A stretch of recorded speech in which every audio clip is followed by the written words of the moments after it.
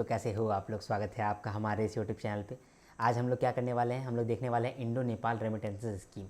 ये स्कीम क्या है, थोड़ा सा समझते हैं इसको। ये स्कीम है इंडो नेपाल रेमिटेंसेस स्कीम, यानी कि इंडिया से लेकर के हम लोग नेपाल पैसा भेजेंगे, इंडिया से लेकर के नेपाल तक हम लोग रेमिटेंस करेंगे। इसी का स्कीम का नाम है इंडो नेपाल रेमिटेंसेस स्कीम। ये स्कीम है काफ़ी इंपॉर्टेंट है और एग्जामिनेशन पॉइंट ऑफ व्यू से बहुत इंपॉर्टेंट है, क्योंकि एसबीआई का एग्जामिनेशन में भी ये पूछा जा चुका है और ये आरबीआई सर्कुलर है जो कि बहुत न्यूज़ में था, प्लस आरबीआई एफएक्यू में भी ये सवाल आया है, तो ये बहुत इंपॉर्टेंट है। तो इंडिया नेपाल रेमिटेंस स्कीम के बारे में समझते हैं। इंडिया नेपाल, इंडिया से लेकर के नेपाल तक हम लोग पैसा भेज सकेंगे, ये स्कीम के बारे में बोलता है। लेकिन ये वन वे स्कीम है, हम लोग इंडिया से नेपाल पैसा भेज सकते हैं लेकिन नेपाल से इंडिया नहीं भेज सकते हैं। ठीक है, ये आप याद रखिएगा। अब देखिए, इंडिया में या फिर नेपाल में जिसको भी पैसा जा रहा है उसके पास बैंक अकाउंट है या नहीं है कोई मतलब नहीं है, इसके बावजूद पैसा ट्रांसफ़र वो कर सकता है। क्यों ये स्कीम को लाया गया था, ये स्कीम को इसीलिए लेके आए थे क्योंकि बहुत सारा लेबर लोग है जो कि यहाँ पर काम कर रहा है, माइग्रेंट्स लोग हैं जो कि इंडिया में आकर काम कर रहा है, वो अपने नेपाल में अपना घर में पैसा भेजना चाहता है। तो अपना घर में पैसा भेजना चाहेगा तो हो सकता है कि बूढ़ी अम्मा हो उसके घर में, ठीक है, जहाँ पर वो पैसा ना दे पाता हो क्योंकि उनका बैंक अकाउंट नहीं है, या फिर इसी का बैंक अकाउंट नहीं है, लेबर का बैंक अकाउंट नहीं है, जो इंडिया में काम कर रहा है उसी का बैंक अकाउंट नहीं है, तो वो पैसा ट्रांसफ़र नहीं कर पा रहा है। तो आरबीआई ने कहा कि हम लोग इस तरह का अरेंजमेंट बनाते हैं कि बैंक अकाउंट हो चाहे नहीं हो, आपका जो मनी है वो ट्रांसफ़र हो जाए। तो इसीलिए इंडो नेपाल स्कीम आया। ठीक है, स्कीम का क्या नाम है, Indo Nepal remittance scheme. Indo Nepal remittance scheme, ये जो स्कीम है 2008 में आया था आरबीआई के द्वारा। ठीक है, इसके अंदर क्या है कि आप इंडिया से भेज सकते हैं पैसा नेपाल में। ठीक है, ये वन वे है, मतलब इंडिया से नेपाल जाएगा लेकिन नेपाल से इंडिया नहीं आएगा। ठीक है, पैसा ट्रांसफ़र होगा, लिख देते हैं मनी ट्रांसफ़र। अब इंडिया से जो भेजेगा वो तो सेंडर ही होगा, रेमिटर ही होगा, तो इसके पास बैंक अकाउंट हो सकता है और नहीं भी हो सकता है। तो इसके पास मान लीजिए कि बैंक अकाउंट है और नहीं भी है। अब नेपाल का भी यही सीन हो सकता है, नेपाल में जो रिसीव कर रहा है पैसा उसका भी हो सकता है बैंक अकाउंट हो या फिर नहीं हो। तो क्या होगा, दोनों केस में क्या होगा, अगर मान लीजिए कि इंडिया में कोई पैसा भेज रहा है, यानी कि रेमिटर है, सेंडर है, उसके पास बैंक अकाउंट है, तब तो कोई बात नहीं, वो आराम से पर ट्रांजैक्शन में 2 लाख रुपया भेज सकता है। 2 लाख रुपया पर ट्रांजैक्शन वो भेज सकता है। और कितना भेज सकेगा, टोटल टोटल कोई भी लिमिट नहीं है, वो भेज सकता है, जितना भेजने का मन है वो भेज सकता है, नो लिमिट।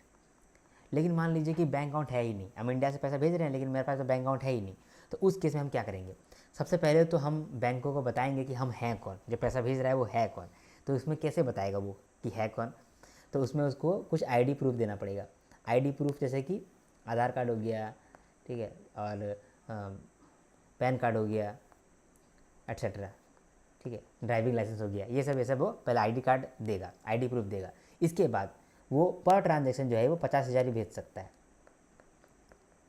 और इसमें लिमिट है, ये 1 साल में मैक्सिमम 12 बार भेज सकता है पैसा।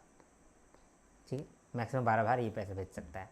ये तो हो गया कि इंडिया में जो भेज रहा है पैसा उसका अगर बैंक अकाउंट है या नहीं है। अगर मान लीजिए नेपाल में जो पैसा लेगा उसका बैंक अकाउंट है या नहीं है, तो क्या होगा, अगर उसका बैंक अकाउंट नहीं है, या फिर समझते पहले बैंक अकाउंट है, तो बैंक अकाउंट है तो कोई बात नहीं है, उसको आराम से पैसा मिल जाएगा, क्योंकि वहाँ पर भी नेपाल एसबीआई लिमिटेड है, नेपाल एसबीआई लिमिटेड वहाँ पर भी है जो कि उन लोग को पैसा पहुँचा देगा जिसका बैंक अकाउंट है। लेकिन जिसका बैंक अकाउंट नहीं है वो क्या करेगा, जिसका बैंक अकाउंट नहीं है तो उस केस में, या फिर कोई ऐसा आदमी है नेपाल में जो कि नेपाल एसबीआई बैंक में जाकर के पैसा नहीं ले सकता है, तो उस केस में नेपाल एसबीआई बैंक ने क्या किया है, एक कंपनी खोला है, कंपनी बाय एनएसबीएल। ये कंपनी का क्या नाम है, ये कंपनी का नाम है प्रभु मनी ट्रांसफ़र। प्रभु मनी ट्रांसफ़र, ये एक मनी ट्रांसफ़र कंपनी है, प्रभु मनी ट्रांसफ़र। ये क्या करेगा, ये जाकर कैश डिलीवरी कर देगा, कैश डिलीवरी कर देगा। एक बात जो यहाँ पे याद रखने का है कि यहाँ पर क्या हो रहा है, एक तो हम इंडियन रुपी भेज रहे हैं ना, तो इंडियन रुपी जब हम भेज रहे हैं तो जब वहाँ पर आदमी को मिलेगा वो नेपाली रुपी मिलेगा। ठीक है, नेपाली रुपी मिलेगा, समझे। तो मतलब कि चेक करने का, उसके बाद ट्रांजैक्शन को एक्सचेंज करने का कोई लफड़ा नहीं है, एकदम परफेक्ट उसको मिल गया यहाँ पर। ठीक है, ये इसका फ़ायदा है। और कुछ फ़ायदा है, एक बार देख लेते हैं हम, क्या और कुछ तो नहीं रह गया। चलिए, सब कुछ मैंने यहाँ पर बता दिया रिगार्डिंग दिस स्कीम। तो बस इतना ही आपको स्कीम में याद रखना था कि कि ये इंडो नेपाल रेमिटेंस स्कीम है, यहाँ पर हम इंडिया से लेकर के नेपाल तक पैसा को भेज सकते हैं। इंडिया में भी हो सकता है बैंक अकाउंट हो ना हो, या फिर नेपाल में भी हो सकता है बैंक अकाउंट हो ना हो। अगर बैंक अकाउंट होगा इंडिया में तो उसको नो लिमिट है, कितना ही पैसा भेज सकता है, लेकिन पर ट्रांजेक्शन 2 लाख रुपया भेज सकेगा।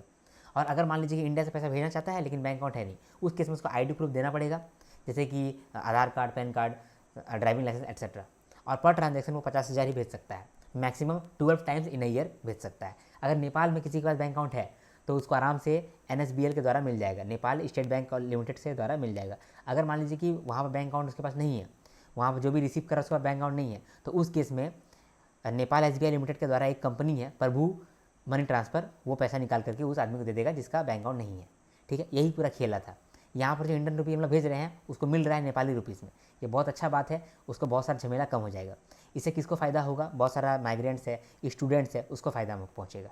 ठीक है, बस इतना ही मुझे कहना था, और बाकी तो आपको जो PDF मिलेगा वहाँ पर मिल जाएगा। ठीक है, अब तब तक के लिए हर हर महादेव, शंभू शंकर। हम लोग नेक्स्ट वीडियो में मिलेंगे। और अगर आपको मेरा वीडियो पसंद आया तो लाइक, शेयर, सब्सक्राइब सब कर दीजिए, इससे मेरा मोटिवेशन हाई होता है। अब मेरा मोटिवेशन हाई होगा तो हम आपका मोटिवेशन हाई रख पाएंगे, है ना।